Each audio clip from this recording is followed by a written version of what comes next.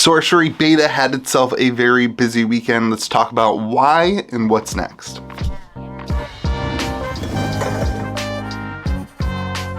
Well, what is going on, everyone? Welcome back to Kitchen Table TCG. My name's Louie. I hope you had yourself a fantastic weekend and happy April Fool's Day to everybody today. This is not an April Fool's video. Sorcery Beta had itself a huge pump this weekend. Prices of everything going crazy. We saw boxes last week sitting at around $200 on TCG Player. They are now $315. There are 6 boxes under $400 as of the filming of this video, and the expected value went from $230 for beta last week up to $260 for beta today. Now that means that the singles market is following and trailing behind, and that's, you know, kind of to be expected as people pick up the cards they want and that kind of stuff. So before I want to get in there, I want to show you guys a new playmat, because that's what happened with Sorcery Beta. And before we get there, I want to show off this new playmat. These are going to be available at gamegrove.gg. This is a 4-player playmat.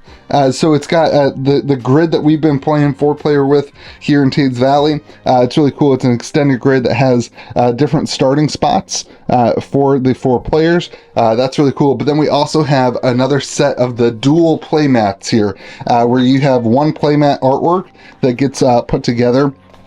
And so you can take your playmat to your LGS and play, but then when you're at home playing with your family or whatever, it makes one artwork. It's really, really cool. So those will be up on the website at gamegrove.gg. The artist who did this has done all my art for the last 3 years, and he's really awesome. I'll leave a link to that in the comment section. But really, really cool stuff. Really, really excited. We are going to be doing some 4-player gameplay on the channel. I wanted to get the playmats in before I started doing a lot of 4-player gameplay. I think that's going to be the gaming side of sorcery content for Kitchen Table TCG. We're going to focus on some fun ways to have fun with 4-player. We're getting there. It takes a lot of time to get there. But, all right, let's get into what happened. Why did beta boxes go crazy? Obviously, this segment is going to be a little shorter, and then we're going to get into like the what does it mean. Team Covenant sold out of boxes. That's the catalyst for this news. That's the catalyst for the market going crazy. Team Covenant sold out of boxes, and on top of that, they came into their Discord server and announced that they were out of boxes and that they don't have any more in supply. So they are out of boxes. It wasn't a website glitch or anything like that. Team Covenant sold out of boxes. Now they were selling at MSRP, and they had what many have criticized as an unlimited supply of boxes. Now we have no clue the actual details of all that stuff behind the scenes. The important thing to know is that they are now out of boxes, and that has had a ripple effect down into the market. No news has come from Eric's Curiosa. This news of boxes going crazy did not come from the team at Eric's Curiosa making an announcement saying, hey, there's no more product available. We aren't giving any more product to distro. Beta is out of print. They did not do that. We're going to get into that a little bit, but I just wanted to give you the what happened. That is the catalyst of why boxes are going crazy. And that happening has some effect, right? What does this mean? Well, it means that boxes are now more tough to get, and more importantly than for you, boxes are more tough to get. They're tougher to get for streamers. They're tougher to get for the collectors and the investors. The average consumer wasn't buying boxes from the online. The average consumer, that's not where they were getting boxes. And so what is occurring here is that you had a influx of people who run businesses based on sorcery, whether that be on Whatnot, or they wanted boxes to do events for their store, and they were trying to get these boxes before the market got to where it is today, where boxes are 400.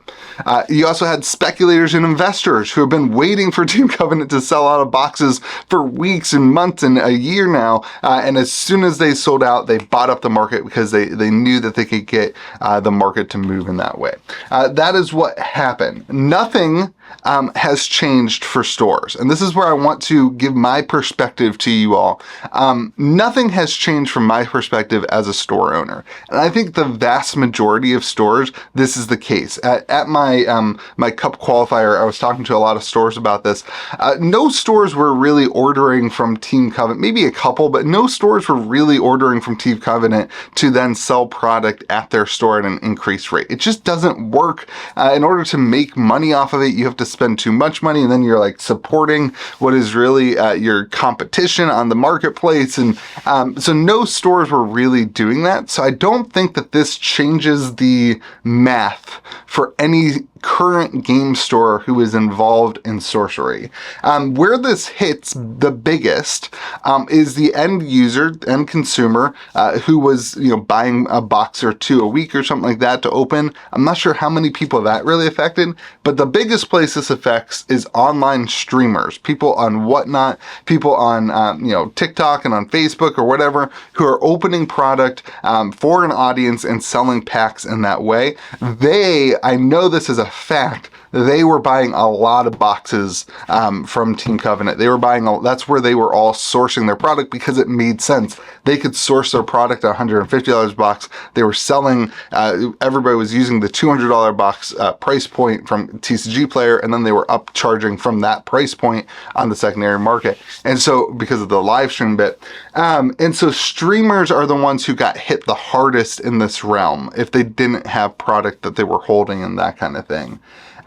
So what does this mean? The other side of this is we still have information from Simon in the Discord server, of which he stated that there is contingent product that is originally part of this print run, the beta print run. They didn't print more beta or something like that, but they have contingent product that has never reached to any stores or to any distribution as they figure out the demand of this product in the country and in the world. And so he said this is a very small amount of product, but there is some contingent product available at some point.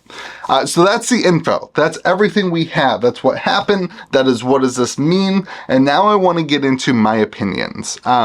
These are my thoughts on this whole thing. First and foremost, this shows an incredible demand for the product. When Team Covenant had boxes, it was subsidized. It was keeping the demand at bay. It was pushing the demand down a little bit because nobody knew what that relationship looked like. Nobody knew how that relationship was set up and how many boxes they had. Were they going to have boxes for sale for 3 years? Nobody knew what that looked like.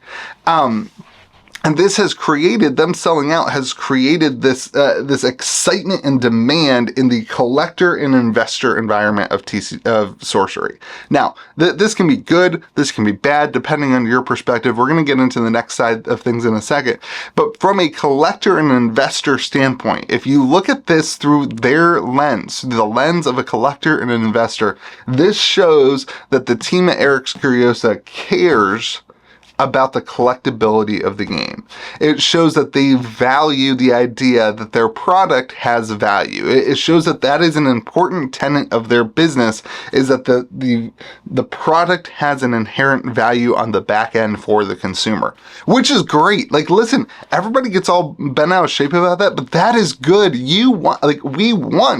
I want the product to have value for the consumers. The best case scenario for me as a store is that I get boxes at cost from distro, I sell them to you at MSRP, and you feel like your box is worth more than the MSRP that you paid for it. That is the absolute best case scenario for any TCG. It works perfectly. It allows me to sell lots of boxes. It allows my customers to feel really, really good about those purchases. And it creates this environment where players are able to get boxes, at MSRP and that kind of thing. And we had boxes up on the website at MSRP for 4 months. I mean, we had boxes for pre-order up, and people criticized it for being at MSRP rather than going down to the 120 price point, that kind of thing. Listen, it is a good thing in this world when boxes have value. You want your box to have value for stores, for consumers, for everybody. When you spend $150 on a box and you open up $200 worth of cards, that's a good thing for you. And so the team at Eric's Curiosa putting this together and organizing this in a fact that allows that is a huge success. That is a huge, huge win. That being said, you are going to have frustration from players and stores move into the world now. And this is because as important as that balance is, that the collectability balance is for the investors and the collectors, the importance for stores and players is that if there's no product at stores, it's going to stagnate the growth of the player base of the game. The new player acquisition is going to slow down. But I want to be very clear here. Nothing has changed for the LGS from 2 months ago, 3 months ago. Team Covenant selling out of boxes will not change the new player acquisition at your local game store. That this has nothing, the beta box price on TCG Player will have nothing to do with new player acquisition at your local game store. And so I don't really think that this even matters in this conversation of the video, because we've been here now as store owners for 3 months, for 4 months, for whatever, since we all ran out of beta. Like, we've been here since there was no restock at beta. There was no second, wave for us to get product. New player acquisition slowed down.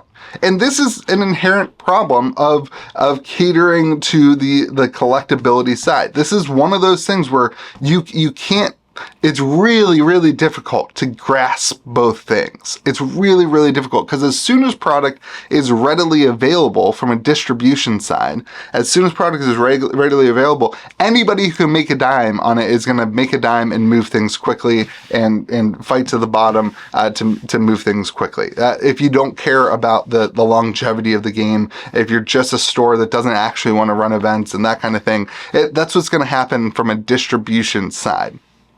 Now, I think personally that the game and the company focusing on protecting the print run early on is a win for the longevity of the game.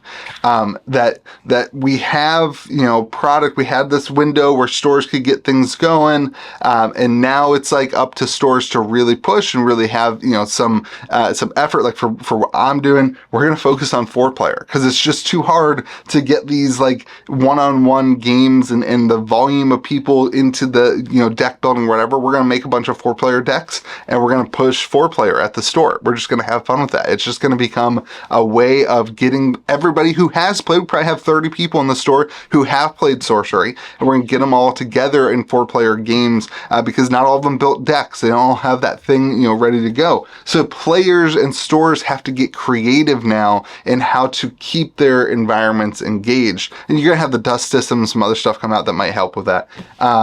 But that's going to be a frustration for new players and stores. And then the last thing is that Arthurian Legends seems to be the focus for Eric's Curiosa. I don't get a vibe from the team that getting beta back into the hands at the store level is more important to them than getting Arthurian Legends out correctly and in an efficient and good manner. And that's like, oh man, that's a hard decision. I'm glad I don't have to be the guy who makes that decision, because either way sucks. Like, either way, if you have to choose between Arthurian Legends getting delayed and beta coming out, with a reprint early, I don't know. Like, that seems hard. All we know is that the team said that there's contingent product for beta. We don't know when that's coming out. We don't know what that means. We don't know where that world is. But from my perspective, Arthurian Legends seems to be the focus, not getting that contingent product out. And I think the biggest importance here is, how does the team choose? This is probably the epitome of this video, right? How does the team choose? How does the team at Eric's Curiosa choose to spread out the product for Arthurian Legends? Is the vast majority of the product going to distribution? Or is it going, to Team Covenant? Is it going to Rudy? Where is this, and what do they value? Do they value the local store building community and running events? I think so. I think they've said that. It's hard to value that with beta though, because you didn't see any of that. And now it's still hard to evaluate that still with beta, because how do you evaluate running events if there's no product on the shelf to get people into the store, right? Like, it's kind of this like weird dichotomy of, you're going to have some communities and some communities aren't going to be able to do it. And so do you punish those communities for Arthurian Legends? I don't think so. I don't know. But you know, where will they fix the spread of product around to more people, or do they care more about the you know, the more influencer market on the internet? And like, frankly, I think I'm pretty biased here. Like, I think I probably fit into some of those categories. I'm obviously not Rudy or Team Covenant or whatever, but I think I fit into both of those categories. So maybe I'm not as frustrated by that as maybe I should be as a game store. But at the end of the day, there is a huge market for a game that comes out from more of an influencer area versus the distribution model, which is broken. There is a market for that. I think the key is Eric Scuriosa going to tell us what they want to be? Is this team going to come out and say, this is our focus? Our focus is to grow our game organically at the LGS, or our focus is to grow our game through influencer, you know, packages and deals and all this stuff. Because I think that matters. And I think I'd like to see that for Arthurian Legends, that communication come out. Anyway, busy weekend. It shows the demand of the product. For anybody who is like doubting the demand for this product is huge. The question now is, how do we go from today, beta boxes selling out and it being a crazy market? How do we go from today all the way to Arthurian Legends in, let's call it November, I don't know, October, November? How do we get all the way that way with no product, with no restock? With like, that's a long time for stores to not have any, you know, product line. And so that's going to be the interesting connection. For me, it's my perspective. I'll just close this out with this. We're focusing on 4-player. We got the 4-player playmats. We're going to focus on that. We're going to kind of, you know, I'm going to build a bunch of 4-player decks to have at the store, just to keep people engaged with the game, so that when Arthurian Legends does come out, we can have a big release party. Hopefully you'll be able to make it to the release party whenever they announce when it is. I'll tell you, and we'll have a big release that we can use to jumpstart a you know, another local scene for the game. So I hope you have yourself a fantastic day. Remember to be kind to the people around you. Head on over to GameGrove.gg if you're interested in either of the types of playmats. We're going to start streaming again. I have been my computer died last week. I've been doing this whole thing on this channel and running my business without a computer for 2 weeks. So that's fixed, and hopefully I will be able to get more consistent content now. But there's always a problem. Have yourself a great day. Be kind to the people around you. We'll see you again next video.